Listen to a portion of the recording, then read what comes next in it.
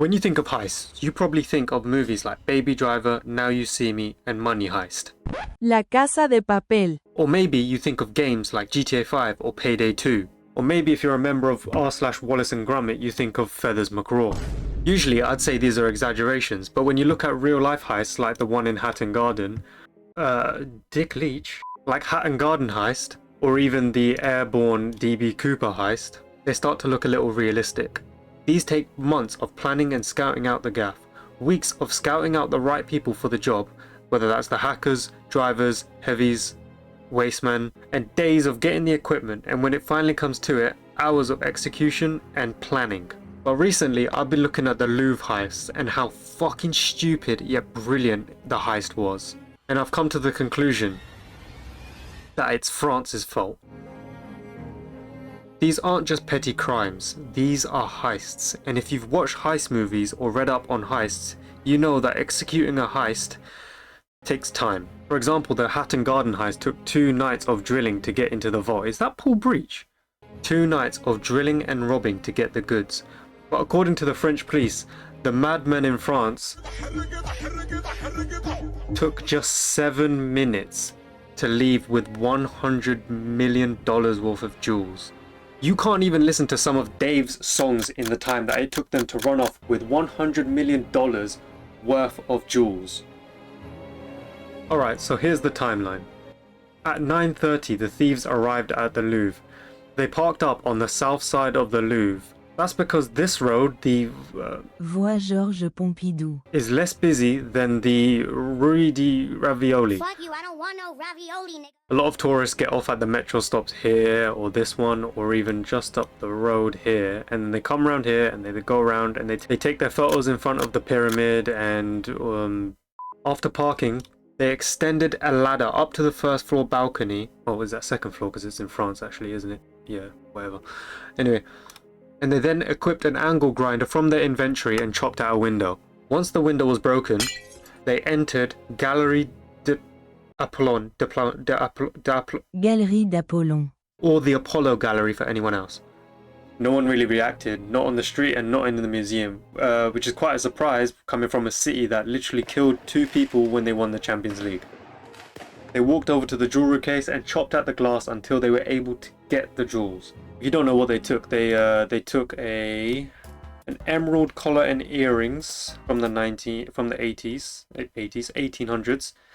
They took an emerald collar and earrings of Mary Louise created by Francois Regimont from the 1800s. They then took a sapphire tiara, necklace and earrings which once belonged to Queen Mary Amélie. There you go, it's a nice crown, I guess. A large bow brooch, a crown, tiara, another brooch with 2 pink diamonds, and a small crown which is the only surviving one, because they dropped it. After taking the pieces that they stashed in their bags, they then left through the same window that they broke and went down a ladder. And this is some of the stupidest footage I've ever seen. Look at it. They went down on a fucking Stana stair lift. Look how slowly they went down, and they left with $100 million. Oh, the individuals are on motorbikes. Yep, they then took off on 4 high-powered motorbikes before the police chopper could even get a view of them. Again, all of this happened in 7 minutes. Can you imagine just how weak the glass must have been for them to take 9 jewels, okay, 8 jewels because they dropped one on the road, and I'm surprised no one took that. It took them 7 minutes, and the worst bit was, it took them an hour to publicly announce and close the museum. It took them 1 hour to be like, oh shit, yeah, lads, we got robbed. Now, I said before, it's France's fault, and it's so fucking funny why it's their fault, and it's so French. Okay, so, the cameras, right? So according to reports, this balcony that they entered in had no cameras covering the whole wall that they entered in. So this whole corner had no cameras. Actually, that's not true, because I heard that they had 1 camera that was pointed in the wrong direction, or wasn't pointing at the balcony at all. They had 1 camera for this whole corner. Cameras don't go around corners as well, by the way, so they could have entered here, they could have entered here. One camera. I don't know about you guys, but I live in an apartment and we have a Ring doorbell, which means we had the same amount of cameras as this whole fucking 100 million artifact, whatever the fuck museum you want to call it.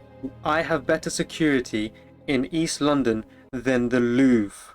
Oh, and another thing, they don't want to take accountability. Look, said there's cars. Said Wednesday, so 3 days after the fucking heist, the security system inside the Apollo Gallery worked perfectly. No, it fucking didn't, lad. Because another audit that came out afterwards, France audit reveals that major parts of the Louvre have no cameras. Yep, $100 million worth of jewels, some of it had no cameras. And you look, according to the pre-report, in the Denon wing, where both the Gallery Apollo Gallery and the Mona Lisa are located, 1/3 of the rooms reportedly lacked surveillance cameras. My head's in my hands again. Oh, fuck. 1/3 of the rooms which they robbed had no cameras. The Mona Lisa probably doesn't have cameras. There's a 33% chance that the Mona Lisa doesn't have cameras. I mean, they've got a bunch of henchmen protecting her. I don't know why. It's a fucking A4 paper. But crazy. Now the actual jewel, the jewel case, what did you call it? The showcase of jewelry, right? They downgraded that recently. You know those saws, those table saws that drop when a hot dog touches them? Yeah, well, apparently the Louvre had those. Had them, right? In 2019, they overhauled the gallery display cases, right? This geezer, Desclos, it's not how you say it, but whatever, says that older display cases were designed so that in an attack, treasures could drop to safety. Kind of like that, the National Treasure, if you've ever seen that movie. How the certificate of Declaration of Independence, I mean, I was about to say the certificate of authenticity.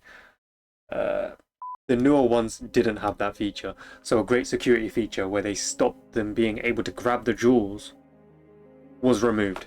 Good job, lads.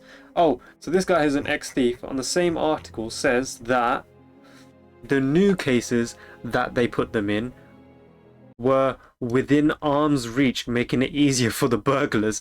They just... Oh, and another thing, I don't have an article, but apparently they changed the windows, right? On the outside. Maybe they upgraded to double glazing or something. I don't know. But apparently they were weaker than what they had before. So let's list it out, right? No cameras outside. No cameras inside.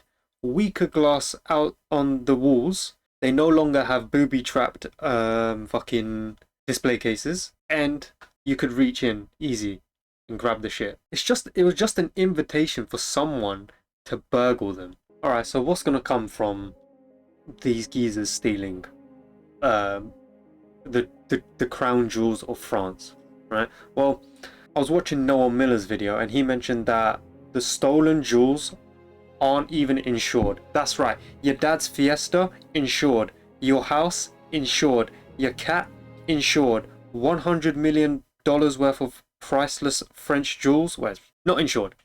On a Bismillah insurance thing, bro. Like it says here, the pieces are only insured when they are moved or loaned to another institution. That doesn't make any sense. I understand that they are France's property or something, but have some insurance on them, you know what I mean? Just a quick little Churchill thing. A couple of you might be wondering, like, why did they steal it? What, they're not going to get away with it. Someone's going to see it on eBay, like fucking Napoleon's Prince Albert. Why would they ever steal such a big thing? Well, this Redditor says it how it is. Pretty much they have three options. First, they will melt down the metal and take the gems out and recut them and sell them so they'll be unrecognizable and gone forever. Yikes. Second, they have a buyer who does not care about French law and will keep them a secret. I don't even think the French care about French law, bro. Again, Champions League final. Or they'll be used as bargaining chips. Maybe a terrorist, a criminal organization will say, we'll trade you the crown jewels if you let some of our people out of prison. There's a crazy black market out there that no one knows about, so they've obviously planned out what they're going to do with it. To rub even more salt into the French government's wounds, The gang that stole the jewels were called the fucking Pink Panthers. Hey guys, I'm here at the Louvre. Quick haul update. I got some really cool stuff. I'm a quick shopper in and out. Didn't have time to read the plaques, but let me show you. Let me just like quickly show you what I got.